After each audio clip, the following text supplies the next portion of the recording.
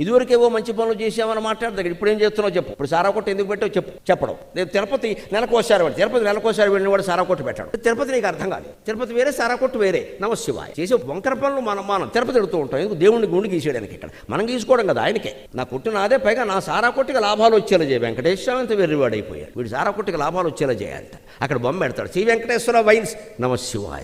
ఎంత పాపం. శ్రీ వెంకటేశ్వర వైన్స్.